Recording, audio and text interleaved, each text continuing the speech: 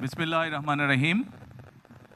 আজকের family card অনুষ্ঠানের সম্মানিত সভাপতি জনাব ডক্টর জাহিদ, উপস্থিত বিশেষ অতিথি বেগম ফারজানা, উপস্থিত সম্মানিত অতিথিবৃন্দ, মেম্বার অফ ডিপ্লোম্যাটিক কমিউনিটি, উপস্থিত কড়াইলবাসী, সাততলাবাসী এবং ভাসানটেকবাসী, আসসালামু আলাইকুম। আজকে এই অনুষ্ঠানটি আমাদের জন্য অত্যন্ত একটি গুরুত্বপূর্ণ অনুষ্ঠান, একটি স্মরণীয় দিন এবং একটি ঐতিহাসিক অনুষ্ঠান। প্রথমেই আমি আল্লাহ রাব্বুল আলামিনের দরবারে হাজারো শুকরিয়া, লক্ষ কোটি শুকরিয়া আমি আদায় করছি। নির্বাচনের মাধ্যমে বর্তমানে বাংলাদেশে জনগণের কাছে জবাবদিহিমূলক, জনগণের প্রতিনিধিমূলক একটি সরকার প্রতিষ্ঠিত হয়েছে। এই সরকারকে এই দেশের মানুষ নির্বাচিত করেছেন। স্বাভাবিকভাবে এই সরকার এই দেশের মানুষের কাছে জবাবদিহি করতে বাধ্য। সম্মানিত উপস্থিতিবৃন্দ, আজকের এই অনুষ্ঠানটি বা এই অনুষ্ঠানকে কেন্দ্র করে যে কারণে আমরা এখানে আজকে উপস্থিত হয়েছি, এটি বহু বছর যাবৎ বাংলাদেশ জাতীয়তাবাদী দল পরিকল্পনা গ্রহণ করেছে।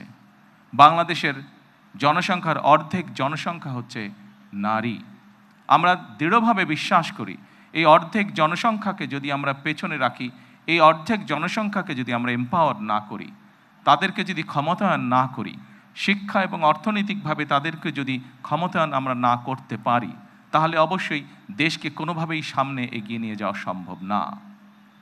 আপনাদের নিশ্চয়ই সকলের খেয়াল আছে, এর আগে বিএনপি সরকার যখন দেশ পরিচালনার দায়িত্বে ছিলেন, দেশনেত্রী বেগম খালেদা জিয়া যখন দেশ পরিচালনার দায়িত্বে ছিলেন, সেই সময় সমগ্র বাংলাদেশে তিনি নারীদের শিক্ষা ব্যবস্থা, স্কুল পর্যায় থেকে ইন্টারমিডিয়েট লেভেল পর্যন্ত শিক্ষা ব্যবস্থাকে বিনামূল্যে করার ব্যবস্থা করেছিলেন।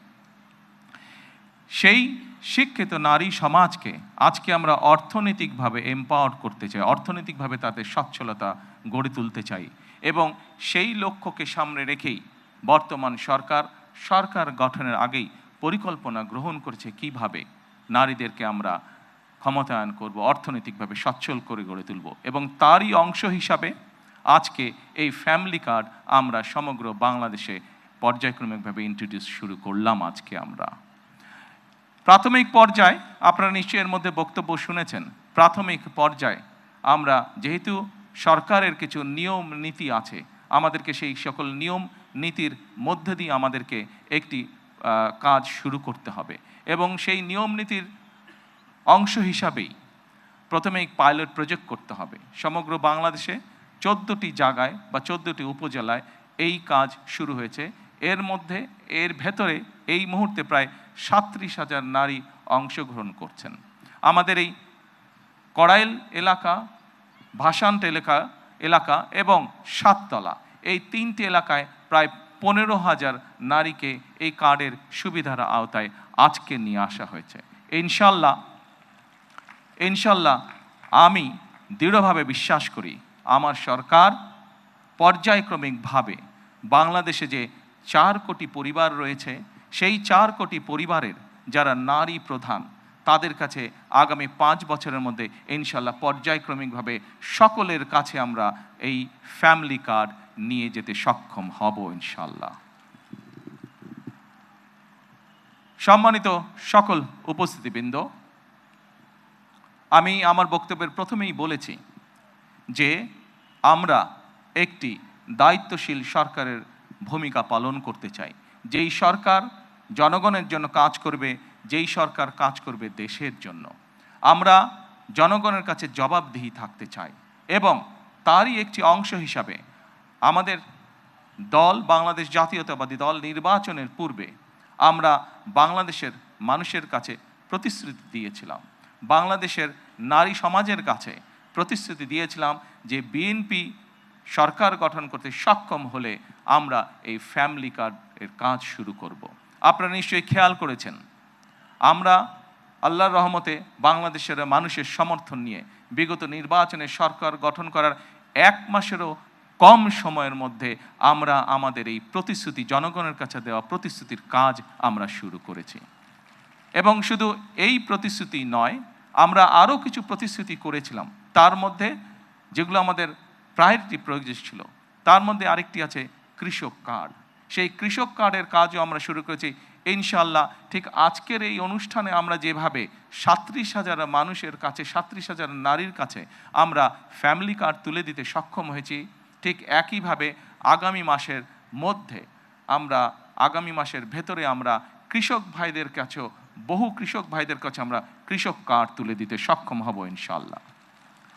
সম্মানিত উপস্থিতিবৃন্দ, আপনারা নিশ্চয়ই খেয়াল করেছেন, আমরা দেশের মানুষের কাছে আমরা প্রতিশ্রুতি দিয়েছিলাম, বিশেষ করে আমরা বাংলাদেশের কৃষক ভাইদের কাছে আমরা প্রতিশ্রুতি দিয়েছিলাম যে বিএনপি সরকার গঠন করতে সক্ষম হলে যাদের কৃষি ঋণ 10,000 টাকা পর্যন্ত আছে, কৃষি ঋণ সুদ সহ, সেই কৃষি ঋণ বিএনপি সরকার গঠনে সক্ষম হলে সেই কৃষি ঋণ আমরা মওকুফ করব। আল্লাহর রহমতে আমরা গত সপ্তাহে সেই 10,000 টাকা পর্যন্ত কৃষি ঋণ মওকুফ সরকারের পক্ষ থেকে করে দেওয়া হচ্ছে সুদ সহ। এইভাবে একে একে আমরা জনগণের কাছে দেওয়া প্রতিশ্রুতিগুলো, যেই প্রতিশ্রুতিগুলো পূরণের মাধ্যমে জনগণের ভাগ্যের পরিবর্তন হবে, যেই প্রতিশ্রুতিগুলি পূরণের মাধ্যমে, একটি সরকারের প্রতিশ্রুতি পূরণের মাধ্যমে দেশের ভাগ্যের পরিবর্তন হবে, জনগণের ভাগ্যের উন্নয়ন ঘটবে, সেই প্রতিশ্রুতিগুলো আমরা ধীরে ধীরে পর্যায়ক্রমিকভাবে যে কোনো মূল্যে পূরণের চেষ্টা করব। আজকে এই ফ্যামিলি কার্ড ব্যক্তিগতভাবে আমার জন্য আজকের দিনটি খুবই ইমোশনাল। কারণ এখানে আজকে যারা আপনারা অতিথি উপস্থিত আছেন, এখানে কিছু মানুষ উপস্থিত আছেন যাদের সাথে বিগত অনেকগুলো বছর ধরে আমি বসে বসে আমরা পরিকল্পনা গ্রহণ করেছি যে কিভাবে যখন সময় আমরা পাবো, সুযোগ পাবো, জনগণের সমর্থন পাবো, সেই ফ্যামিলি কার্ডটিকে আমরা বাস্তবায়ন করব। আল্লাহ তাআলা রব্বুল আলামিনের রহমতে আজকে আমাদের সেই দিনটি উপস্থিত, যেই দিনে আমরা আমাদের এই প্রতিশ্রুতি রক্ষা করতে সক্ষম হয়েছি। সেজন্যই আজকে আমার জন্য যেমন একটি ইমোশনাল দিন, আমি মনে করি আমার সরকার এবং আমার দল বাংলাদেশ জাতীয়তাবাদী দলের জন্য একটি ঐতিহাসিক এবং একটি ইমোশনাল দিন আজকে। সম্মানিত সকল উপস্থিতিবৃন্দ, সম্মানিত সভাপতি সহ মঞ্চে উপস্থিত অতিথিবৃন্দ, আসুন, এই দেশটি আমাদের প্রথম এবং শেষ ঠিকানা। এই দেশের মানুষের প্রত্যাশা বর্তমান নির্বাচিত সরকারের কাছে অনেক, সেটি আমরা বুঝতে পারি। কিন্তু একই সাথে আমরা যদি বাস্তবতা বিবেচনা করি এবং সমসাময়িক ঘটনা, মধ্যপ্রাচ্যের যে পরিস্থিতি, সকল কিছু যদি বিবেচনা করি, তাহলে আমরা যে প্রতিশ্রুতিগুলি দিয়েছিলাম, আমরা অবশ্যই আমাদের প্রতিশ্রুতি থেকে বিন্দুমাত্র আমরা অবস্থান পরিবর্তন করব না। হয়তো সমসাময়িক বৈশ্বিক পরিস্থিতির কারণে ক্ষেত্র বিশেষে হয়তো আমাদের কিছু কিছু ক্ষেত্রে সময় বেশি লাগতে পারে প্রতিশ্রুতিগুলো বাস্তবায়নের জন্য। সেজন্যই আজকে আমি সকলকে অনুরোধ করব, এখানে যে সকল এলাকাবাসী উপস্থিত আছেন, আপনাদের মাধ্যমে সমগ্র দেশবাসী যে সকল উপস্থিত আছেন, আপনাদের মাধ্যমে সমগ্র দেশবাসীকে এবং মিডিয়ার মাধ্যমে সমগ্র দেশবাসীকে আমি অনুরোধ করব যে আসুন আমরা ধৈর্যের সাথে সমগ্র পরিস্থিতি মোকাবেলা করি, আমরা ধৈর্যের সাথে সুন্দরভাবে আমাদের এই দেশটিকে গড়ে তুলি। সম্মানিত সকল অতিথিবৃন্দ, আমি নির্বাচনের সময় একটি কথা প্রায় বলতাম, প্রত্যেকটি নির্বাচনী জনসভায় আমি একটি কথা আমার বক্তব্যের শেষে আমি তুলে ধরতাম। সেই কথাটি ছোট্ট একটি স্লোগানের মতন, আপনাদের সকলেরই কম বেশি জানা আছে, সমগ্র বাংলাদেশের মানুষের কাছে স্লোগানটি পৌঁছে গেছে। আজকে সেই স্লোগানটি দিয়ে আমি আমার বক্তব্য শেষ করতে চাই। সেই স্লোগানটি ছিল, করব কাজ, গড়ব দেশ, সবার আগে বাংলাদেশ। সকলকে আবারও আন্তরিকভাবে ধন্যবাদ জানিয়ে আজকে আমার বক্তব্য আমি শেষ করছি। আল্লাহ হাফেজ।